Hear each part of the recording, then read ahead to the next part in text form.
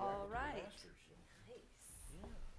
I'd like to call the March 17th, 2015 City Council meeting to order. Would the clerk please call the roll? Bush. Here. Soldner. Here. Pyros de Carvalho. Here. Dave Line. Here. Crowett. Here. Pledge of Allegiance.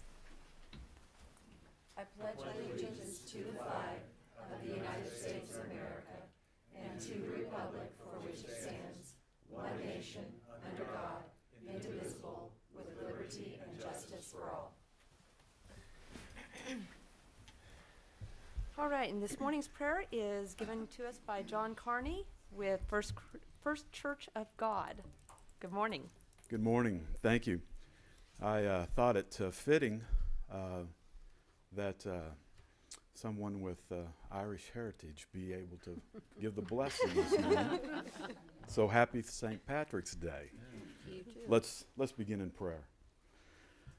Our gracious, loving Father, we are so very thankful for the mercies of this morning and this day that you have so lavishly and lovingly poured upon us because of your nature and because of your love and your grace. Father, I would lift up our city leaders, those servants that, Lord, are serving you in this city because of your hand of direction upon their lives. I pray your blessings upon them, the decisions that they make, Lord, what they have to wrestle with and contemplate, that, Father, your hand of guidance would be upon them in a very strong and mighty way. Thank you, Father, for this community in which we live, in which we're able to serve.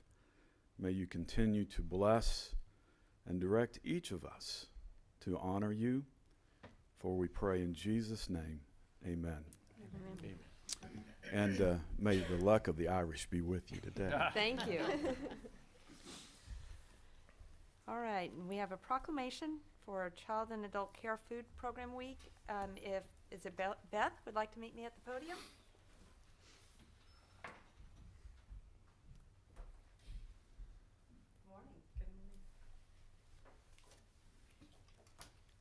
Gotta get my glasses on.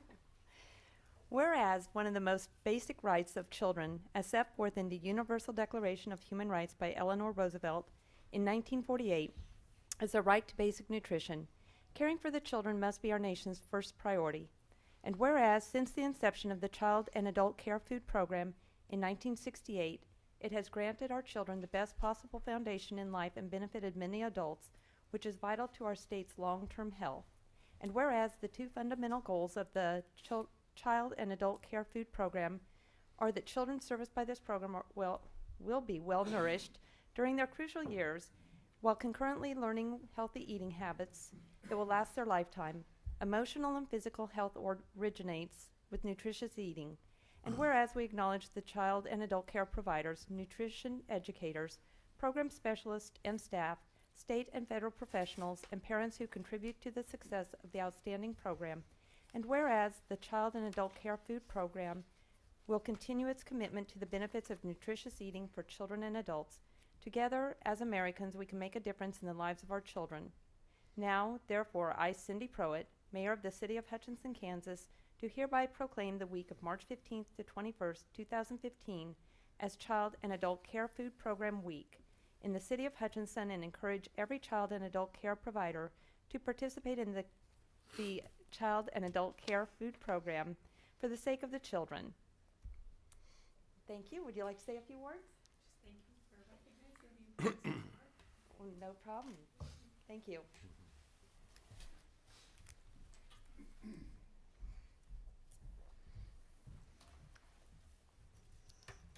Next item, please. Item 5A, oral communications from the audience. This is a time where if there's anyone in the audience that would like to address the council on an item that is not on the agenda, we invite you to come to the podium. Please state your name and address and limit your comments to no more than 5 minutes. Do we have anyone in the audience that would like to address the council? Seeing nobody, next item, please.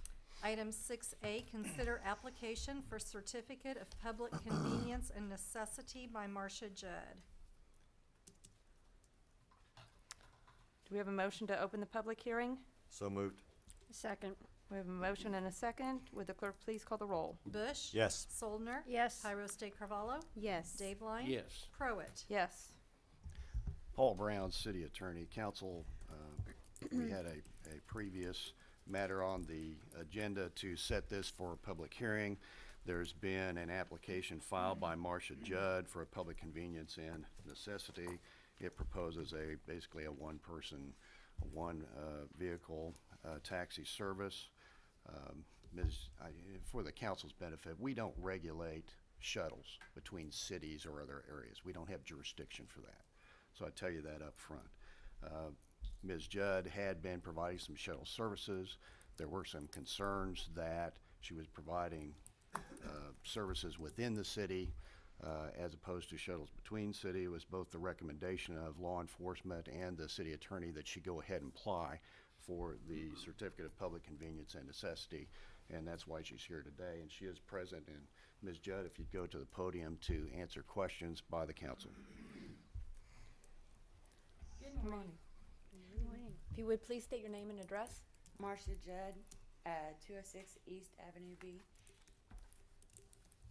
All right, do we have questions, or Ms. Judd, would you like to kind of describe what service you're providing? Like to provide? I had been providing a shuttle service from Hutch to like South Hutchinson and Wichita and Salina and Independence, Kansas. I've never done any transportation within the city limits. I just kept it out of city limits, and I'm just trying to make it official. Okay. So there's no questions or arguments or anything else. Okay. Are there any questions from council members?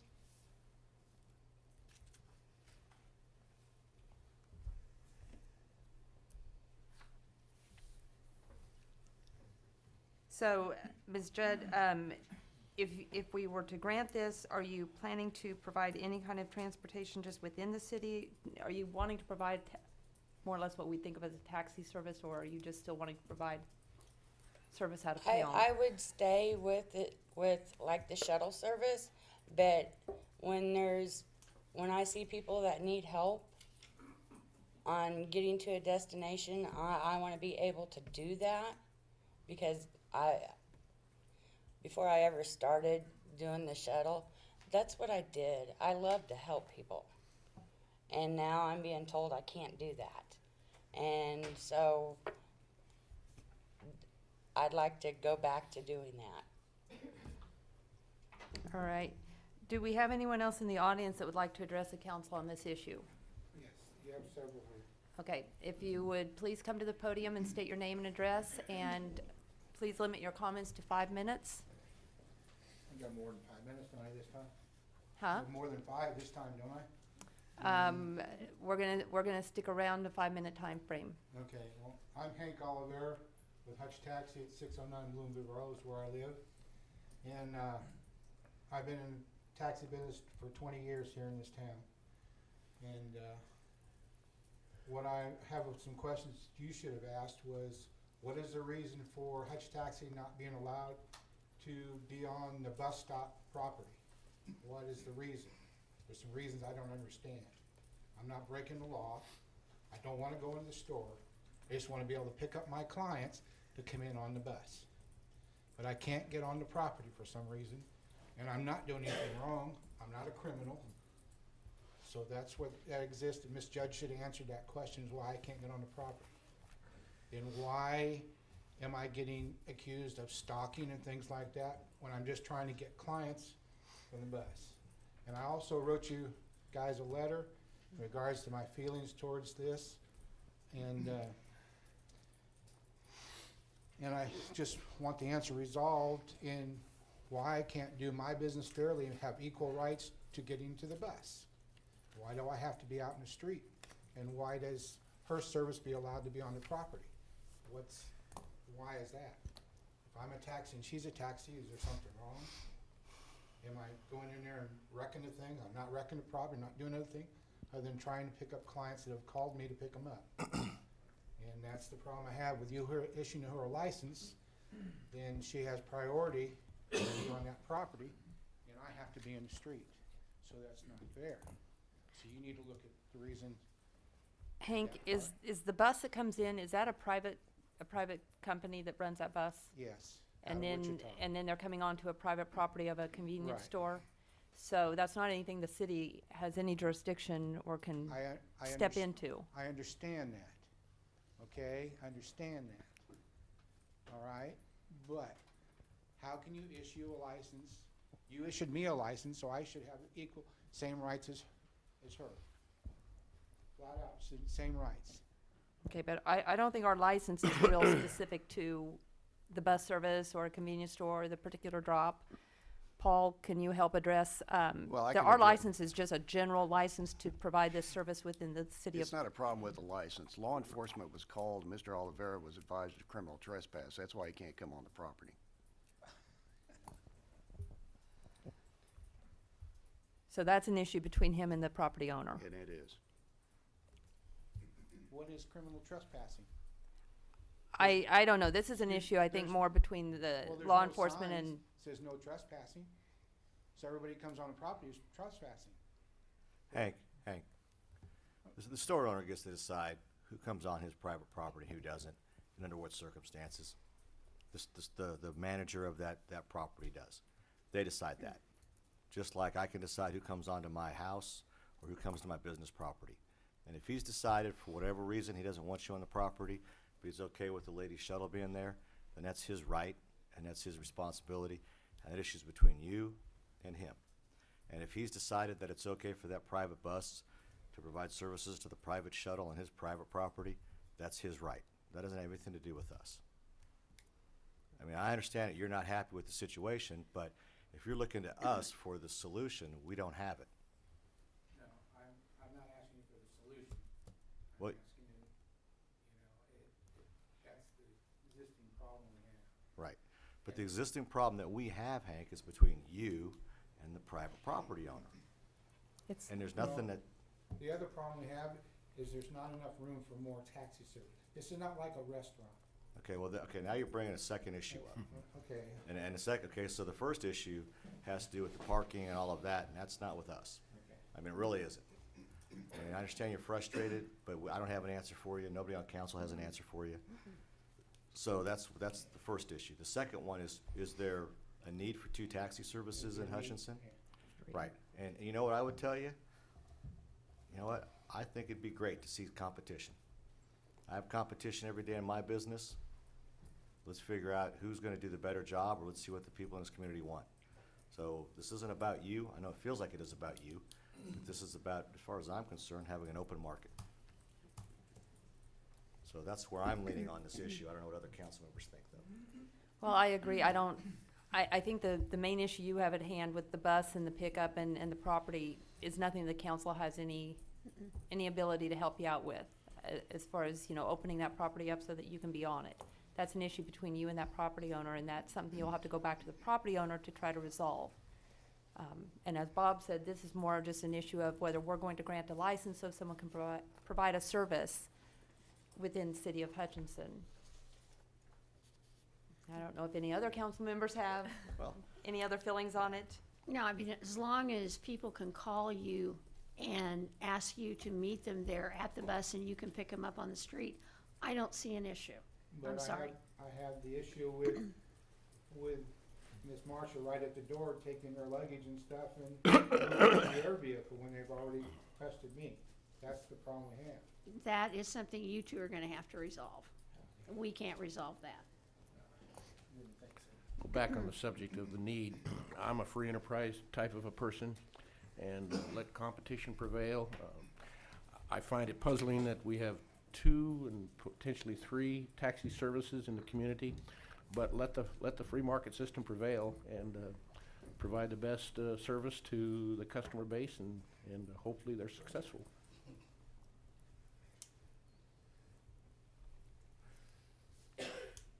Is there anyone else in the audience that would like to address the council on this issue?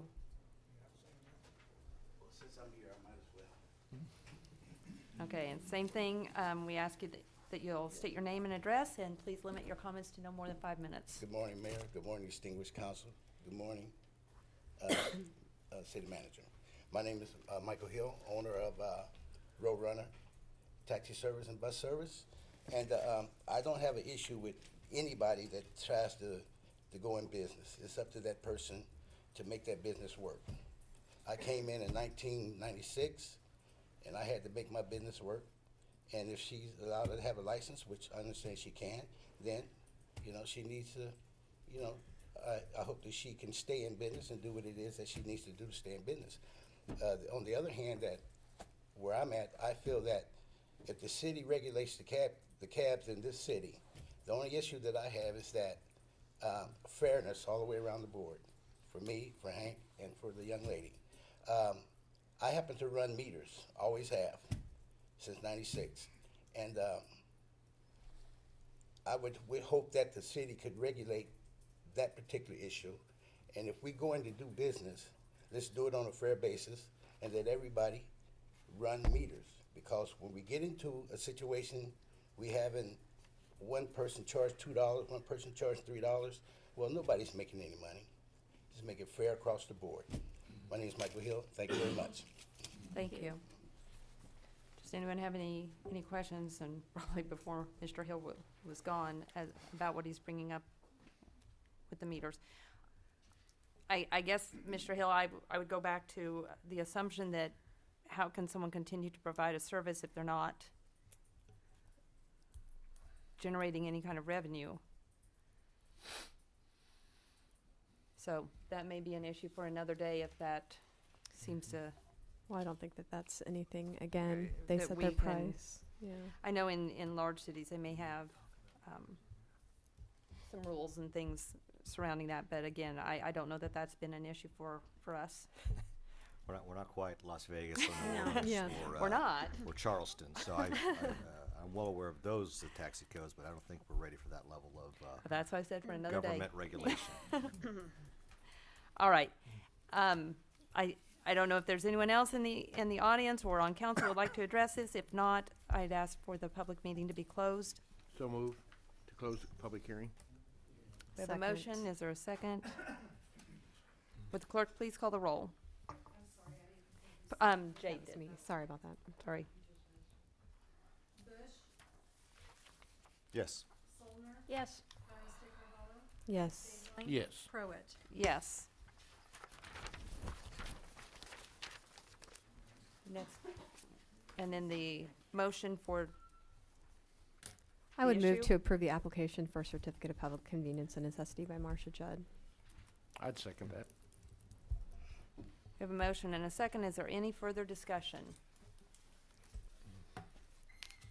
Hearing none, would the clerk please call the roll? Bush. Yes. Soldner. Yes. Tyros de Carvalho. Yes. Dave Line. Yes. Pruitt. Yes. Next item, please. Item 6B, consider redevelopment project plan for the Hutchinson Mall redevelopment district. Move And- to open the public hearing. Thank you. Do we have a second? Second. We have a motion and a second. Would the clerk please call the roll? Bush. I'm sorry, can you say it again? We're opening the public hearing for the mall redevelopment district. Yes. Soldner. Yes. Tyros de Carvalho. Yes. Dave Line. Yes. Pruitt. Yes.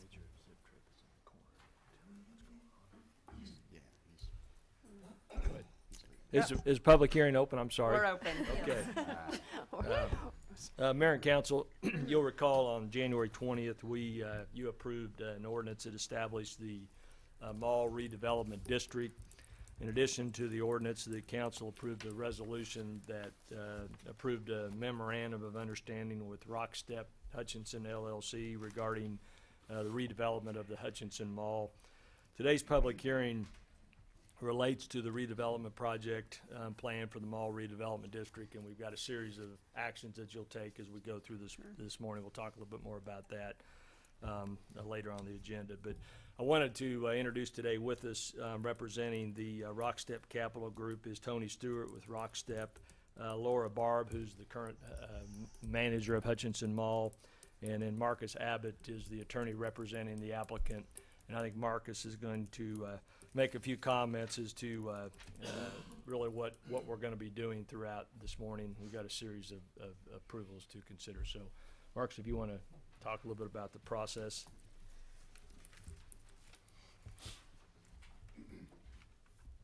Morning, Mayor and Council. Mark Abbott with Pulcinelli in Kansas City, Council for Rockstep Development. Thank you for this will be the last of the in the series of approvals to come before the council for consideration. Also here we have Tommy Stewart with the developer, Laura Barb, the manager on site. Again, thank you for the opportunity to come before you one last time.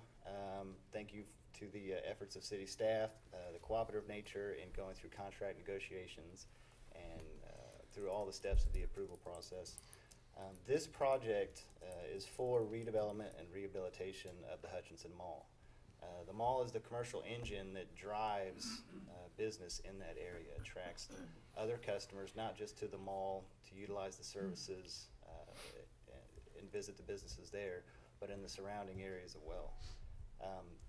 Redevelopment and this package of economic incentives is vital to the continued health and sustainability of the mall. It'll prevent the mall from going dark and becoming an economic drain on the area.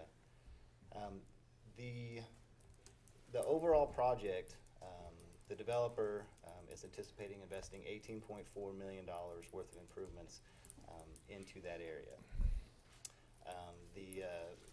The project will not just retain the jobs that are there now from the tenants that are currently have employees.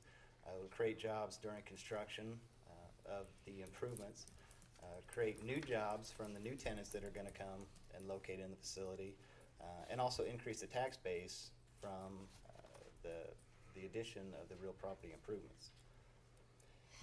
The developer is in the redevelopment contract, and to a certain extent, my presentation now goes to both the TIF approval. There's a separate sales tax ordinance approval, and then there's a separate CID petition approval. So this kind of covers the whole package of incentives. In the redevelopment contract, the developer is committing themselves to a series of performance milestones that within 1 year, the developer is committing to invest $1 million of improvements in the project. Within 2 years, an additional $1.5 million worth of improvements to the project. And the developer is taking on a significant amount of risk in committing itself to tenant improvement milestones. To a large extent, the developer can put as many improvements that it wants into the mall to make it attractive, to try to get new businesses to come to the city. But if external market forces and tenants just decide that it's not the best fit for them, that's a significant risk for the developer, but they are willing to do that to have milestones of improving 100,000 square feet of tenant space by 2020, and then an additional 50,000 square foot of tenant space by 2023. Now, those times will come quickly, and the developer wants to reach those milestones. It believes that it can, but at the same time, developer reimbursement is dependent on those milestones being reached. So it is a significant risk from the developer's perspective. In the TIF ordinances, the ordinances are drafted to mirror the statutory language of, in Kansas, a TIF can exist for a maximum of 20 years. Based on the projections that we have from the revenue estimates that we used, which were very conservative, we anticipate not only meeting but exceeding those revenues. We are projecting total TIF payoff in between 12 or 13 years. Once those caps are reached, when we reach those points in, again, we're projecting 12 or 13 years, the developer has no further right to redevelopment. That with the 20 years, the city authorizes the TIF to be in place for 20 years, but once the developer is repaid and the caps are reached in 13 years, the developer doesn't have a right to receive any more payment after that. So after the 13 years, it just becomes the city's responsibility to turn off the TIF. So the developer only has a right to receive reimbursement for what we're projecting is up to 13 years. Marcus, can we spend just a minute on that? Just, Sure. I'm glad you clarified that, because Sure. that caught my attention during the packet that we got in terms of the 20 years versus what we have reviewed in terms of the potential 12 and a half years. So this is just to be consistent then with enabling legislation as such, or? Correct. Or in terms of the The intent? ordinance, the TIF ordinance that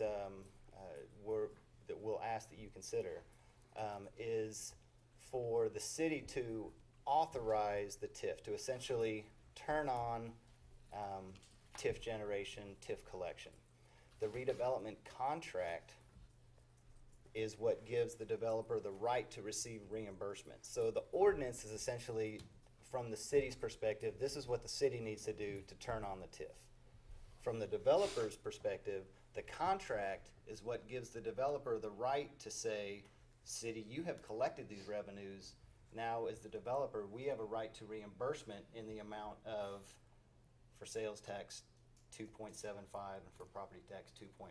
So the contract is, from the developer's perspective, all that's important, because that's what gives them the right to receive reimbursement. The ordinance that says 20 years, the ordinance is just the city's turning on the TIF. So, based on the pro forma projections that we have previously been providing, you've got a 12, 13-year amortization of recapturing that based on valuations. Correct. If it would not,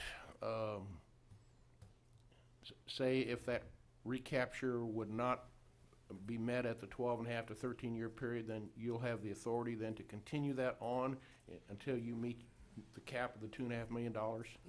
Correct. The right to receive reimbursement until that reimbursement cap is reached. Is reached.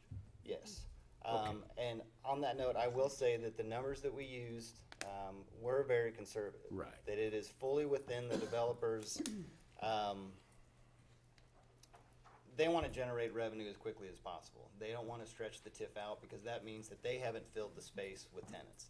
So it absolutely behooves the developer to fill the space as quickly as possible and to exceed the revenue projections that we included in there, because that does not just go to reimbursement, but it goes to the overall profitability of the mall.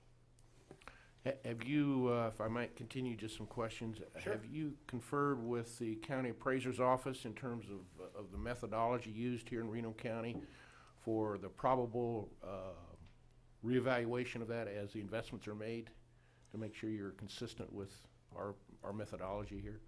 The notice of assessed value that just came out Right. actually is exactly, that we just received maybe 2 weeks ago, was exactly as we projected in the pro forma. So as far as setting the base value, Right.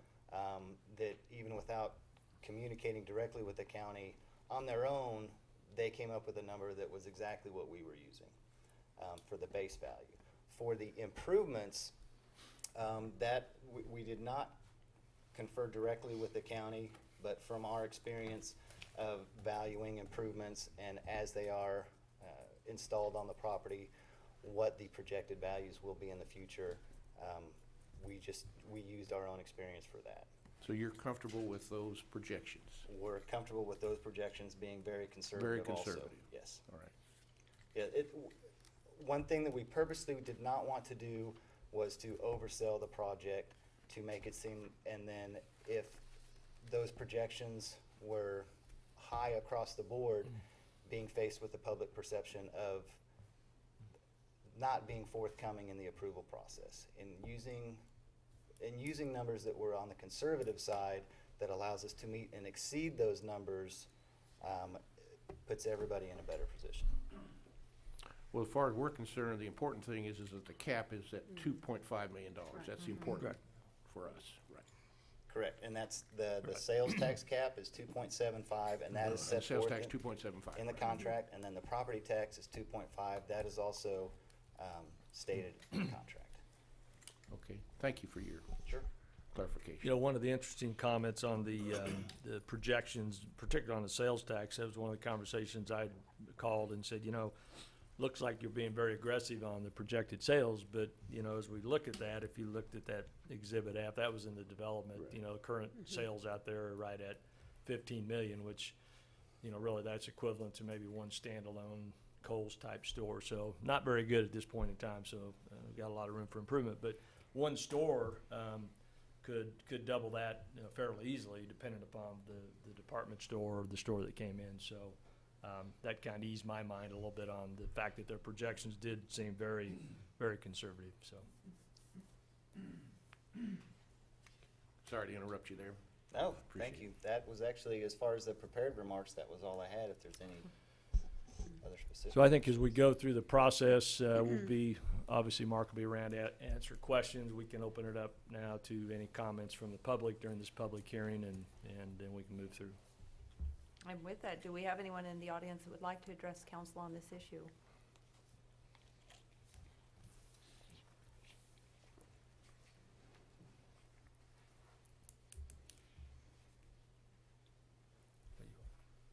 Does council have any other questions? Are we ready to close the public hearing? Make a motion to close the public hearing? I'll second. We have a motion and a second. Would the clerk please call the roll? Bush, Yes. Soldner, Yes. Tyros de Carvalho, Yes. Dave Line. Yes. Crowett. Yes. Item 6C, consider petition for creation of a community improvement district for Hutchinson Mall. I move to open the public hearing. Second? We have a motion and a second. Would the clerk please call the roll? Bush, Yes. Soldner, Yes. Tyros de Carvalho, Yes. Dave Line. Yes. Crowett. Yes. Madam Mayor and Council, again, as part of the approval back in January, in the memorandum of understanding for this project, the MOU contemplated the creation of a CID, or Community Improvement District. The developer has submitted the petition for creation of the CID, and later on our agenda, we would consider an ordinance that would actually approve the creation of the CID for the mall property. So at this point in time, we can talk more specific about that when we consider the ordinance, or if you've got questions during the public hearing, we can do that as well. So I would suggest we take any comments from the public on the CID issue, public hearing, and then close the hearing, and we can move on with some of the other approvals. Do we have anyone in the audience that would like to address the council on the CID issue?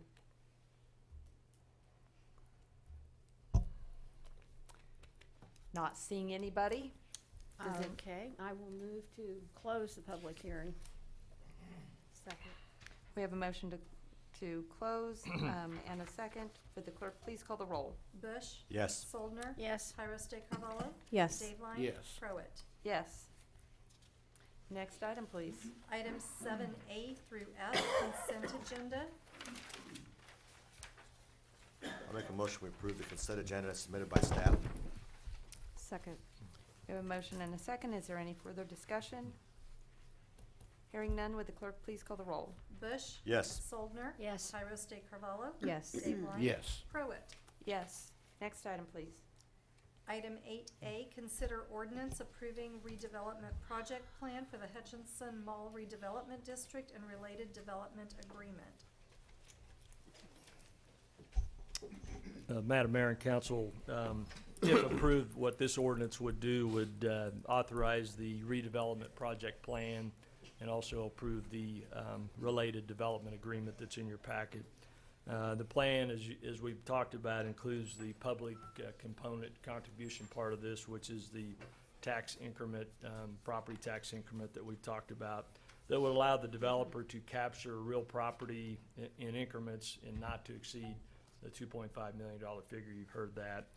In addition to the real property tax increment, a portion of the sales tax, again, we've talked about that, will allow them to recapture that in an amount not to exceed $2,750,000. The total plan, as was pointed out earlier, investment plan is about $18.4 million, which includes acquisition, construction cost, infrastructure improvements, professional fees, and financing.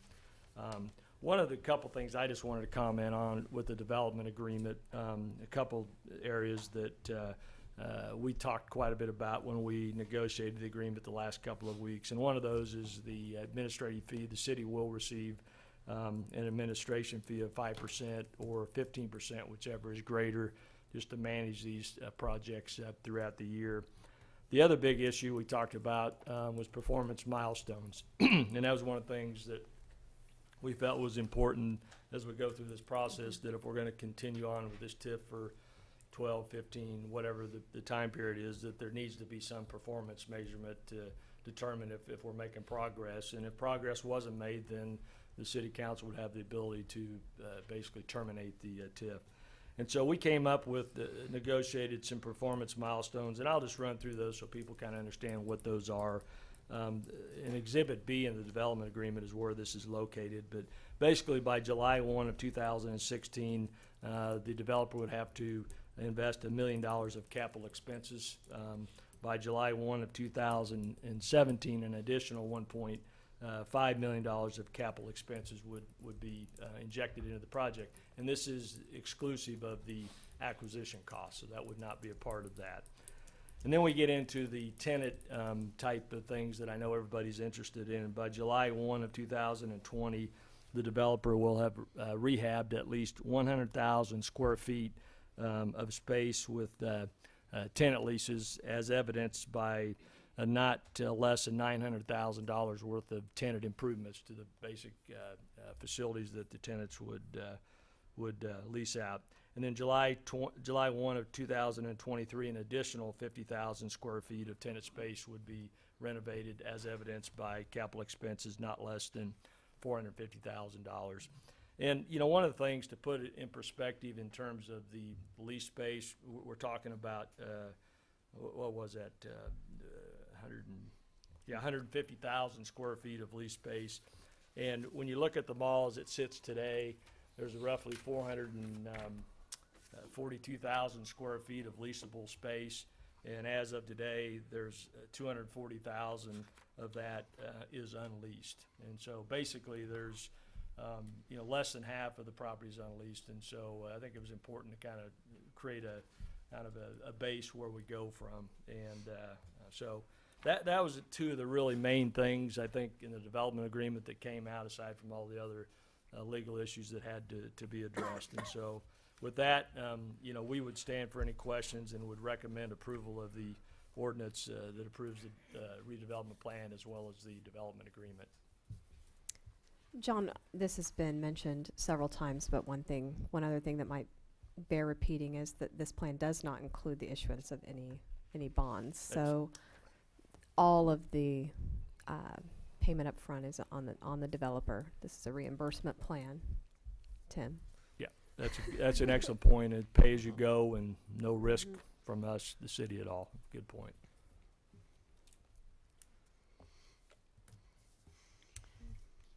Do we have any questions or comments by council? Do we have anyone in the audience that would like to address council? Seeing none, do we have a motion? Well, I've moved to approve the ordinance adopting a redevelopment project plan for a redevelopment project area within the mall redevelopment district in the city of Hutchinson, and adopting a development agreement in connection therewith, and authorizing the mayor to sign. Second. Thank you. Is there any further discussion? Seeing none, would the clerk please call the roll? Bush? Yes. Soldner? Yes. Tyros de Carvalho? Yes. Dave Line? Yes. Pruitt? Yes. Next item. 8B, consider home rule ordinance for the Hutchinson Mall redevelopment district. The mayor and council, this ordinance essentially would approve the sales tax increment component of this redevelopment plan, and the ordinance would allow the developer a portion of the additional sales tax that's created over the time with the maximum amount, as we talked about, of $2,750,000.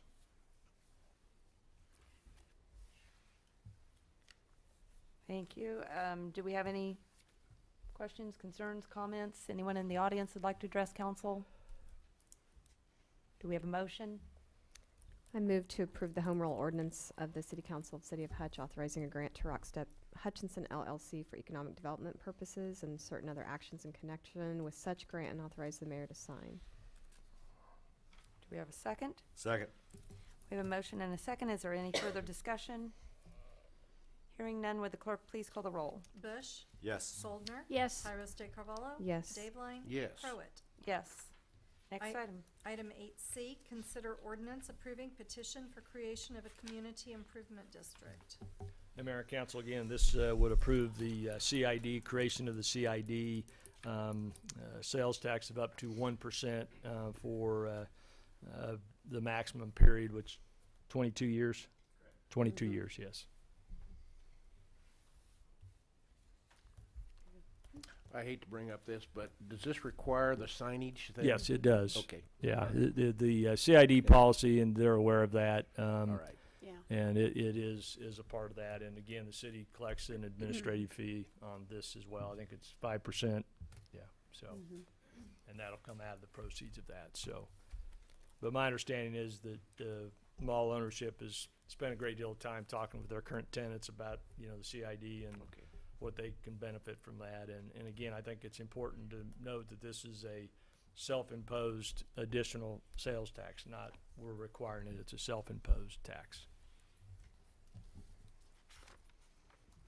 Any further discussion? Anyone in the audience would like to address council on this? Do we have a motion?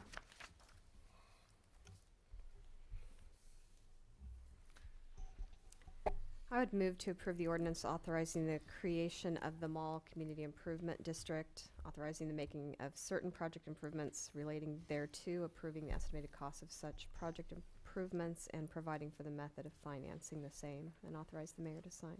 Thank you. Do we have a second? We have a motion and a second. Is there any further discussion? Hearing none, would the clerk please call the roll? Bush. Yes. Soldner. Yes. Tyros de Carvalho. Yes. Dave-Line. Yes. Crowett. Yes. Madam Mayor, I just wanted to comment and want to thank Mr. Abbott for all his help. This has been a very lengthy process. I think we're done, aren't we, with all the stuff? Yeah. Yeah, and he's been very helpful in working with us and working with the city's bond council to put this together. Been very helpful, and I want to wish the mall folks, Rockstep, best of luck. We want to see Yeah. something happen. Absolutely. Yes. Thanks Thank for your you. investment. Absolutely. Thank you. Congratulations. It's not that we didn't want to talk more and Yeah, have more I- questions. We're just a little tired of Yeah, we've seeing been ya. handling this. Been with us for what, 6 months? Yes. Yeah. We're done. So it's one of those, I guess, no one commenting is a good thing. Yeah. So, thank you. Next item, please. Item 8D, consider ordinance amending Chapter 27 of the City Code relating to fire protection.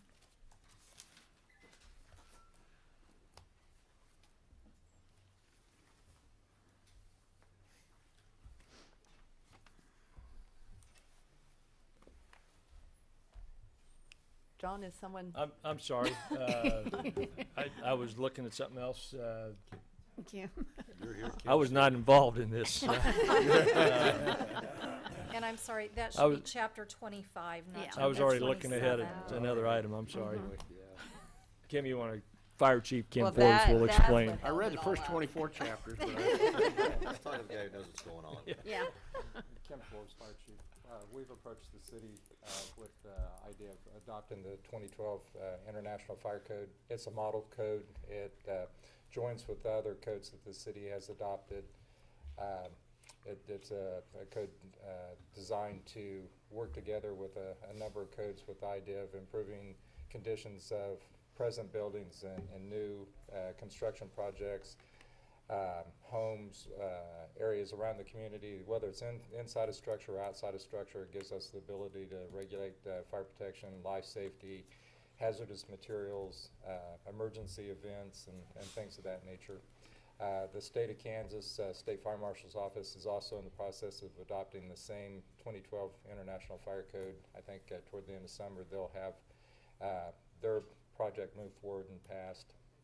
So it ties in with that, and as I said, we're already under the 2012 International Building Code, so they work hand in hand, mechanical and electrical, they're all together. So we've worked with City Council with preparing this package, and so we're ready to ask you to vote and approve that. All right, does anyone have any questions, or do we have a motion? I make a motion that we adopt the International Fire Code amendments as presented by staff. I'll second. Thank you. Do we have any further discussion? Seeing none, would the clerk please call the roll? Bush. Yes. Soldner. Yes. Tyros de Carvalho. Yes. Dave Line. Yes. Crowett. Yes. Next item, please. Item 8E, consider stormwater utility ordinance.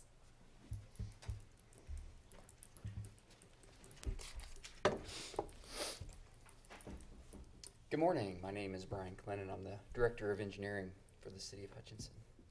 On January 6th, the City Council authorized staff to begin implementation of the stormwater utility as recommended by our Stormwater Advisory Committee, with one exception, and that was to begin the new rate January 1 of 2016 instead of July 1, 2015. So since that time, staff has been conducting a public outreach campaign to inform the community about this revisions to the stormwater utility fee.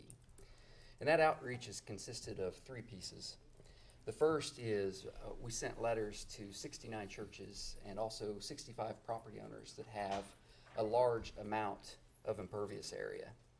And these letters provided information on what the stormwater fee would be based upon the SWAC recommendation, and also provided them contact information so that they could call us if they had any questions. The second piece was we developed a list of stormwater utility frequently asked questions, and this FAQ was sent to 16,000 utility bill receivers, I guess, or basically it's put in the 16,000 utility bills. So hopefully it reached quite a few folks. And I wanted to share with you one of my favorite questions from that FAQ. And it asks how much water falls during a storm event. And the answer is 1 inch of rain that falls on the city of Hutchinson produces 395 million gallons of water. And that's enough to cover the state fair with 7.5 feet of water. So I think that question and answer does a really good job to illustrate just how much water we're dealing with during a storm event. And then the third thing that we did was we hosted an open house public meeting. This was held on February 19th from 4 to 7 p.m. And this meeting was advertised in that utility bill insert. It was also posted on the city's website and on our Facebook page. And we heard that this meeting was mentioned during the newscast of one of our local radio stations the week of the meeting. So just to summarize to you a few of the comments and questions that we received during this process, the majority of the businesses and churches that called us were interested in seeing how their impervious area was established. So we would send them basically the aerial photography of their property and show them what areas were counted as impervious. We were also asked again by most of the folks that called in, is there going to be a way that we would have the opportunity to reduce our fee? And yes, there is going to be a way, and we'll be sharing with you a little bit more about that process, that credit application process here in just a little bit. Another question I thought was interesting was, how does our stormwater rate compare to those across the country?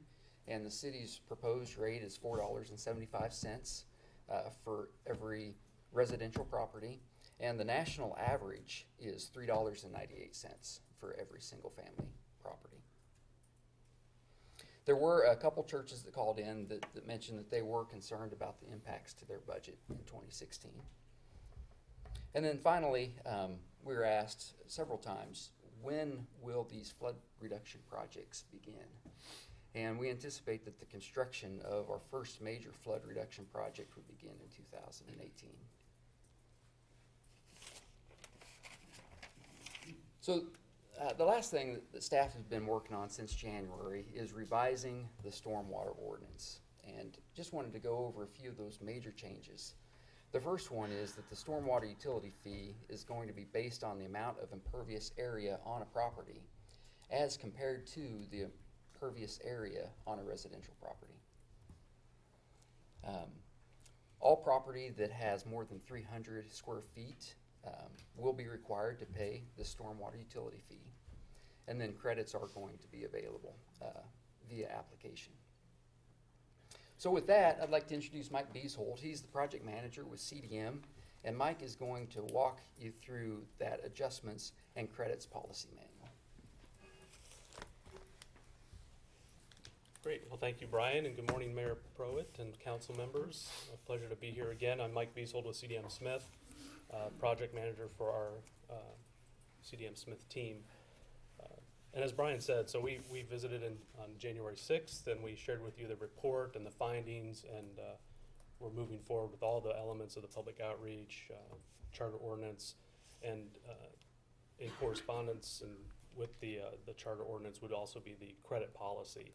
And it's referenced in the charter ordinance, but as the credit policy is not written in the charter ordinance, it's a separate adjustments and policies manual. And I think that was also in the packet that was submitted to everybody. The one thing that the SWAC did say in their recommendation to us was to make the credit policy administratively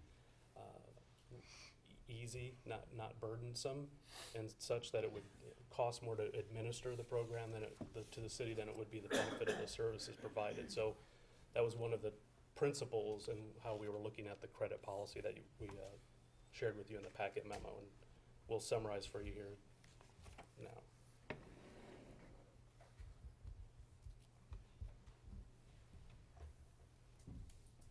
So there are three elements of the adjustment policy, or adjustments and credit policy. So there are corrections, so there could potentially be some error in our looking at it from the GIS maps and aerial photos.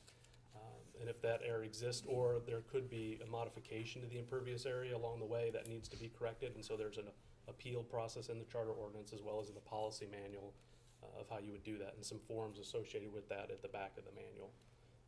There are also a number of exemptions that we looked at that I'll share with you in more detail that why we would exclude them from the charge. And then also then looking at credits, specifically trying to recognize those who are doing good work that is a beneficial service to the stormwater program that exists. And so we want to recognize those, but also provide some limited incentive to do some additional stormwater quantity or quality on your site, whether you have it now or you want to modify or adjust to receive additional credits towards your fee. Just quickly about the error correction. So there is the appeals process, as I mentioned, both in the charter ordinance and the policy document. It is retroactive, at least as we describe it in the policy document, to up to 1 year back to the date of the first fee, so January 1 of 2016. So if there's some error, it's collected on a monthly basis for most, and so that would be retroactive, whatever that difference was that was found. And it would be on the customer to request this adjustment. And so again, the form is provided in the policy manual. As for exemptions, we have, as Brian just described, everything over 300 square feet impervious area would be receiving a bill. If less than 300 square feet, or a tenth of the 3,120 square feet that we see as the equivalent residential unit, that single family unit, would be considered undeveloped properties. Railroad tracks would be exempt. They're generally large stones, pretty porous, water moves through it quite readily, so we would consider that not to be an impervious area. Public airports and runways, taxiways have significant amount of green space around them, and generally would be not contributing to the overall stormwater system or issues. public roadways, federal, state, local, those all provide and are part of the stormwater system. They have curb and gutter, they convey water down them. They have ditches and associated pipes to convey that water. So they're then exempted from the stormwater fee as well. For credits, I think it was important to note here that how it is written. So if you meet or exceed the city standard for stormwater quantity or volume, you would receive a credit potentially.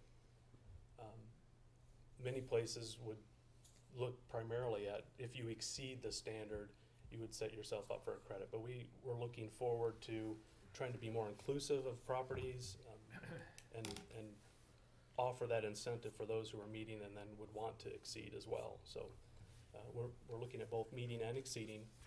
There are 3 options here offered under the structural stormwater controls, and I know we've talked in some degree about the different control measures. So we have on-site water quantity controls, ponds, wetlands, swales.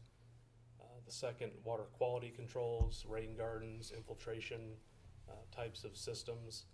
And then we also want to encourage, if it already exists or in the future, how might different private customers also offer up additional storage on their site and get credit for that as contributing to what the largest concern is the flooding concerns.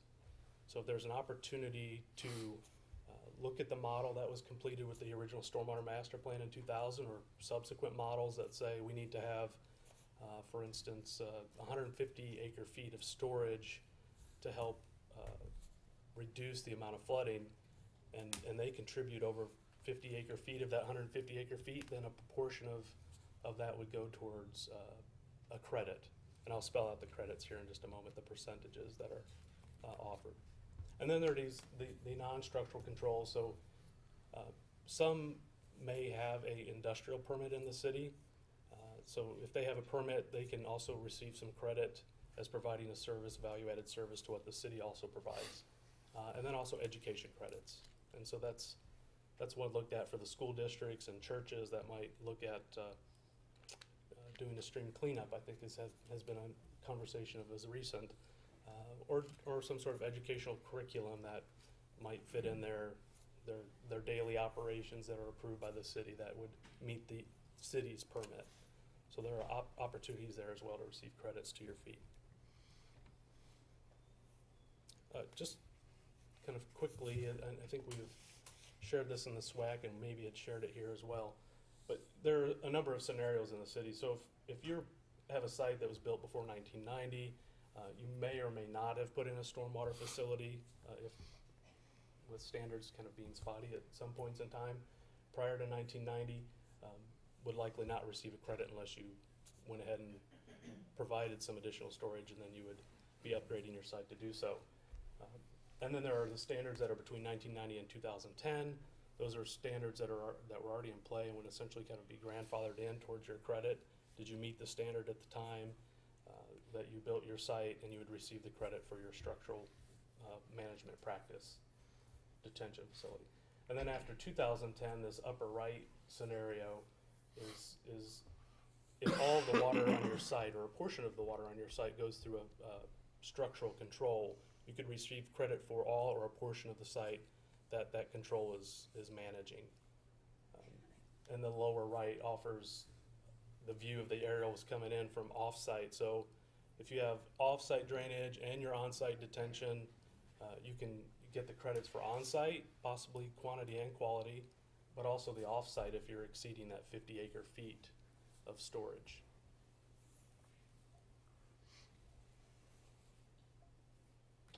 So the manual, as you all had in front of you, lists the exemptions, the adjustments and appeals process, which is, again, is also in the charter ordinance, offers not only the types of credits, but examples of how you would calculate the credits. And there are forms in the back of the policy manual to help the city assist in getting this information to them in an efficient manner. There are both first-time credits that would be requested by the customer, and then we would ask that they renew that credit every couple of years. That's in alignment with the current inspection process, so that it's not overly burdensome, that we're not doing it every year, but it kind of goes lockstep with already an inspection process that takes place.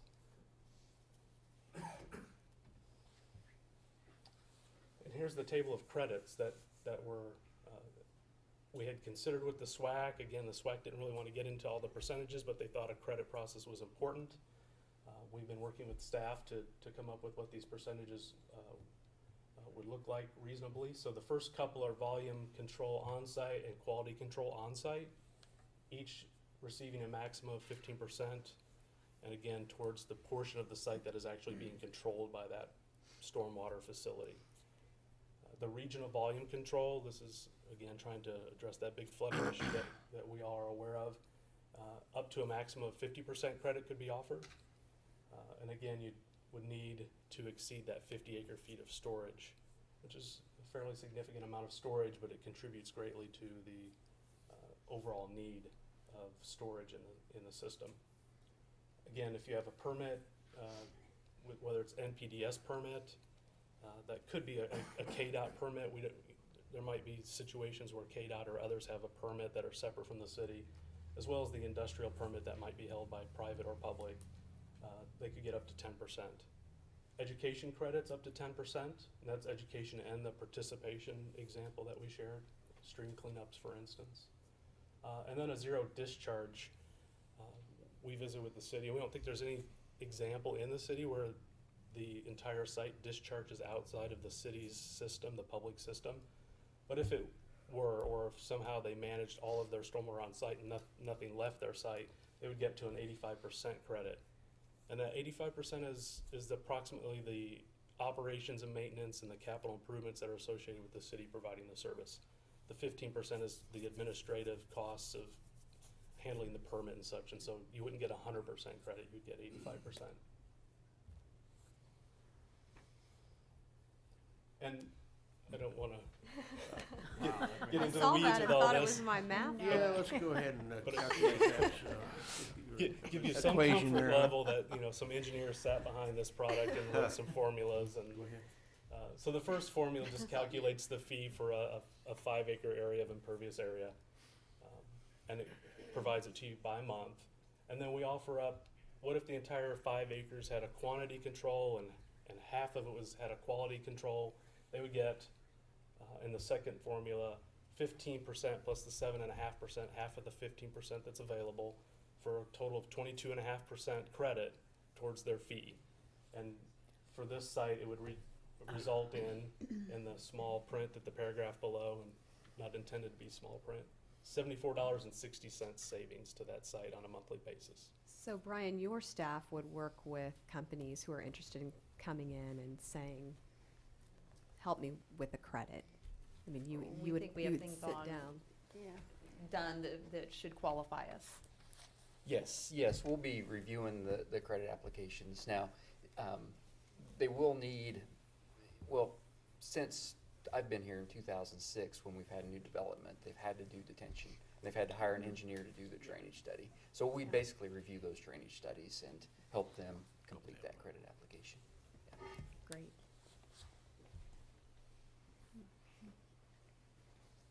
Are there any questions about the credit adjustments policy? That also opens up questions for the overall. That's right, yeah, that's the end of our formal presentation, so we're ready to answer any questions if you have any. I know we've talked about this previously, but just for the benefit of the general public, the city will assess themselves on impervious areas, correct? Correct. And so we take it out of one pocket and switch to another, right? Yeah. Do we have any idea of exactly what the annual fees might be for the city? We calculated that, Brian. Can you help me out? Was it 100? I wouldn't say it's around 150. Yeah, I'm gonna say under 150, 130, 140 range. We looked at that, and that's all facilities. That's all facilities. Some of that will be utility based. I mean, for example, the public works building would be charged out to, the general fund, the water fund, the sewer fund.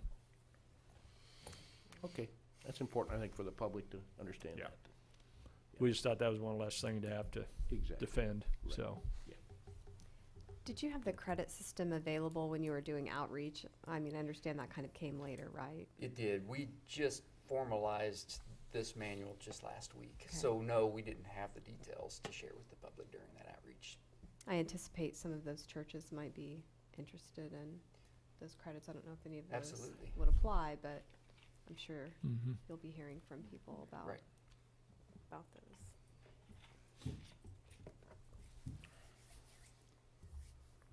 Do you feel like the total contacts back from businesses and people who will be impacted has been as great as you anticipated or less? I thought we would have more participation at our public meeting.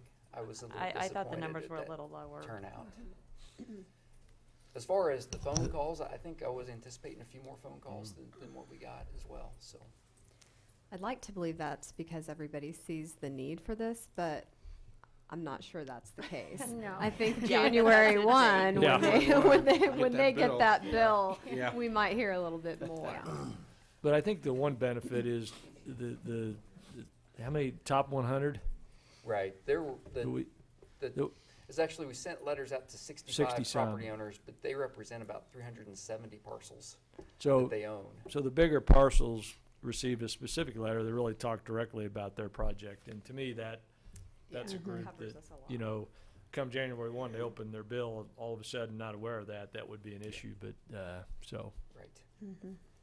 And I think the SWAC process was, the members of the SWAC process has worked through with you all and staff was really great in Mhm. getting out there and reaching out. So I think they did quite a bit of legwork as well. That's great. Okay. Are there any other questions? Well, thank you, guys. This has been a long work. journey, and it's done very well. Thank you. It's been a pleasure working with you all and staff. Thank you. thank you, Mike. I make a motion, we Mm. approve the ordinance for the stormwater utility as presented by staff. I'll second. We have a motion and a second. Is there any further discussion? Did we have anyone in the audience that would like to address council on this? Seeing none, hearing none, would the clerk please call the roll? Bush, Yes. Soldner. Yes. Tyros de Carvalho, Yes. Dave Line. Yes. Pruitt. Yes. Next item, please. Item 9A, consider approval of the BNSF Railway Company Crossing Surface Installation Agreement for the Walnut Street Crossing at 3rd Avenue. Good morning, my name is Brian Clinton, I'm the Director of Engineering. The city's been working with BNSF Railway Company to replace some of the rough street crossings in the city of Hutchinson. And BNSF has agreed to proceed with the Walnut Crossing near 3rd Avenue this year. The city's gonna pay 50% of those costs, and BNSF is gonna pay 50% of those costs. They plan to schedule this work here in the next month or two, and in order for them to order materials to complete that work, they need to have a signed agreement. And in your packet is a draft agreement. It's not the final one. They are in the process of revising that agreement to remove some of the costs for services that the city of Hutchinson is going to provide. We're doing the traffic control, and we're also doing the asphalt. So they're in the process of eliminating those costs, and will be getting us a new contract. And what we're asking today is for you to authorize John to be able to sign this agreement once we get the revised agreement in our hands, so that we can keep this project moving forward. With that, I'm happy to answer any questions. And our cost, again. Oh, I'm sorry. Yeah, our costs are right around $101,000. And Brian, with this renegotiation, you expect our costs to go down, is that correct? Yes, our costs should go down. Okay, so should we make a motion to approve a set amount, cap it at a set amount? Yeah, if you and then would like, authorize? if you're comfortable with the 101,422, which is the amount or just under the amount that we had in our approved CIP, then I would recommend capping it at that amount. Well, they're not to come back for a change order or anything. Right. No change order.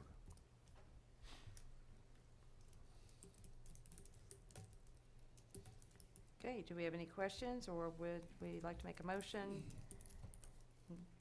including the cap? I make a motion that we approve the recommendation by staff for the BNSF Railway project no greater than $101,422. Which would be the city share. City share. City share. Okay. Second? Okay, we have a motion and a second. Is there any further discussion? Hearing none, would the clerk please call the roll? Bush. Yes. Soldner. Yes. Tyros de Carvalho. Yes. Dave Line. Yes. Crowett. Yes. Next item, please. Item 9B, consider work authorization number 19 with CDM Smith for the 2015 Fourth and Carry Site Monitoring Program and other services.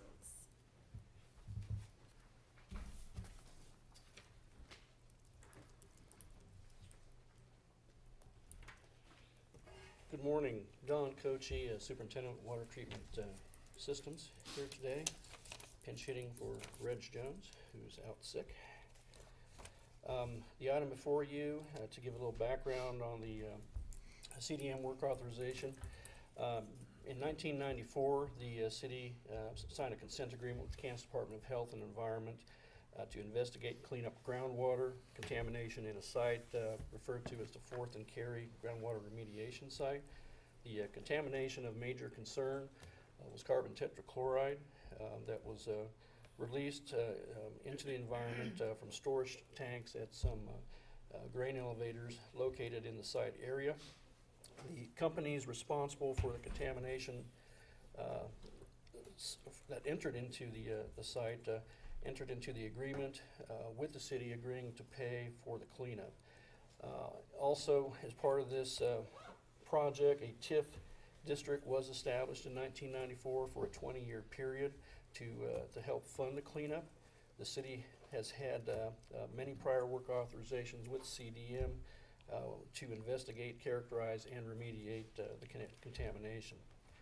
The issue before you is work authorization 19 has been proposed in the amount of $167,630 for the calendar year 2015 for the Fourth and Carry site monitoring program, client support services, environmental use control support, assistance with the alternative groundwater remediation project for the RW4 downgraded remediation well, evaluation of options for additional remediation measures at the Farmland J elevator source area site.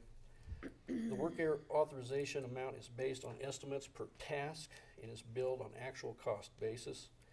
This work authorization provides for the 10th year sampling and monitoring program required of the city by KDHE. Any additional work authorizations may be required for additional years of monitoring program and any other engineering support services needed after 2015. The fiscal impact, work authorization 19 expenses will be paid from the Fourth and Carry TIF environmental fund. With the expiration of the TIF district in 2014, no additional TIF district funds are expected after 2015.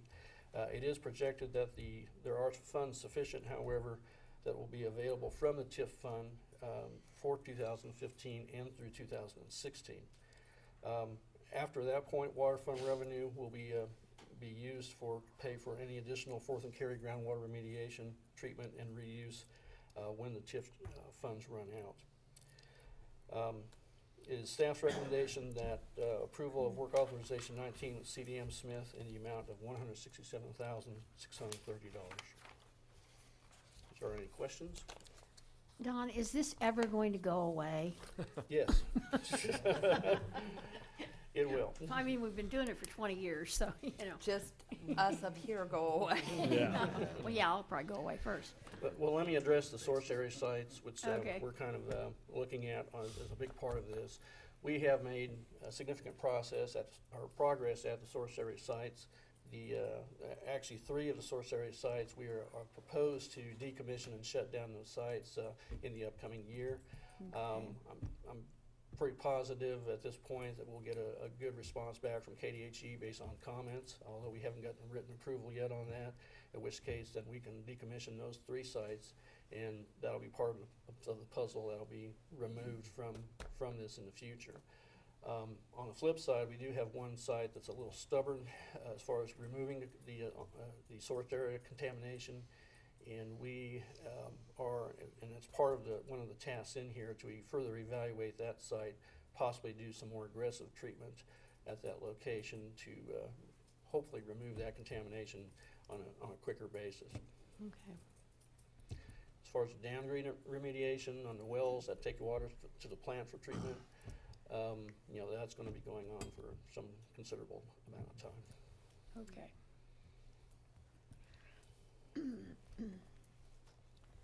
Are there any further questions? Or do we have a motion? I will move to approve work authorization 19 with CDM Smith in the amount of $167,630 for the Fourth and Carry Site Monitoring Program and other services for 2015. Second. All right, we have a motion and a second. Is there any further discussion? Don's ready to go. He's gonna go fix those wells. All right, thank you. Would the Thanks, clerk Don. please call the roll? Bush. Yes. Soldner. Yes. Tyrus de Carvalho. Yes. Dave Line. Yes. Crowett. Yes. Next item, please. Item 9C, consider Walnut Street bid tabulation. Good morning, Michael Kramer with the engineering department. This is for the 2015 street improvement project, which is 1307 Waldron Street, 23rd to 30th Avenue.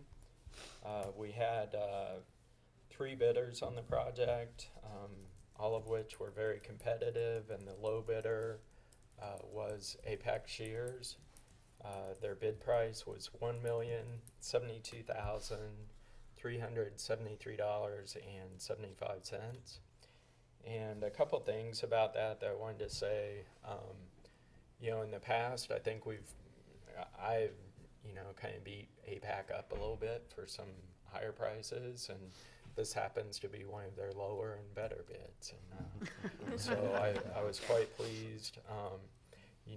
Our past reconstructs in 2012 were about 8 to 10% lower than their bid prices on that project, which was the Plum Street project, and we're about 15% lower than projects that they bid in 2013 here. So I was quite pleased with their bid. The project will be done maintaining access to those homes and businesses along Waldron, which that's going to be a real challenge, and so hopefully the asphalt project will help get them in and out of their homes a little easier than otherwise. So we're recommending to go with the asphalt alternate with that bid price. Okay, are there any questions? And you will start work? I believe that they'll start just as soon as they can get the contracts and their Okay. bonding approved, and so I would expect April sometime. Okay, good. But of course that'll be up to them. That depends on the weather, yeah. too.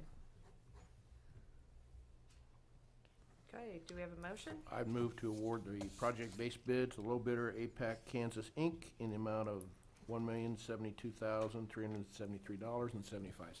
Second. Thank you. We have a motion and a second. Is there any further discussion? Hearing none, would the clerk please call the roll? Bush. Yes. Soldner. Yes. Tyrus de Carvalho. Yes. Dave Line. Yes. Crowett. Yes. Next item. Item 10, report of city officials. Nancy, do you have anything this morning? No, nothing, Madam Mayor. Bob? No, not today, thank you. Jade? No. John? Go Blue Dragons. And I guess I'll just ditto John's comment. And John, do you have anything this morning? I do not have anything. Wow. Just a quick reminder, though, I guess I should say, that I think Jade and Cindy and I are teed up for, is it Friendship Meals? Is that the right one? Mm-hmm. Yeah, March 26th at 11:30. So we'll be representing the council at Thank that. you. So Thank you for doing that. unless anybody else is interested, but I think we can handle that. So, and then just the only thing I'll say is, in the weekly reader, weekly report, talk a little bit about the legislative update, particularly the elections, municipal elections, and hopefully, I think you all kind of know where that's headed. I think there's no doubt we're headed to fall in the odd years, which is a good thing. I think we know where our state is headed, John. Yes, yeah. Just with You- elections. yeah. Bite your tongue, Yeah. Jake. And it's interesting that there are like 6 amendments that were thrown out. One of them was that municipal elections would be at the top of the ballot, and then there was a question, when does voter fatigue set in, it's just crazy. And then another amendment was that there be a mail ballot option or requirement, and I think all of that's kind of went away, and the league's kind of trying to find common ground, and basically we all know we're moving to the fall. It's just a matter of trying to protect the partisan issue, nonpartisan issue, so, Voter anyway. apathy may trump voter fatigue. Yeah, probably, yeah, so, but a lot of stuff up there, and, anyway, that's, probably the most significant municipal issue, and at the end of the day, if that's all that's happening, I guess we ought to feel pretty good, so, unlike, some of the other, local units, the schools and what have you, so. That's all I have, Mayor. Okay, thank you. Do we have a motion to adjourn? Yes, so moved. Second. Clerk, please call the roll. Bush, Yes. Soldner, Yes. Tyros de Carvalho, Yes. Dave Line. Yes. Prowett. Yes. Thank you all. Whatever happened to the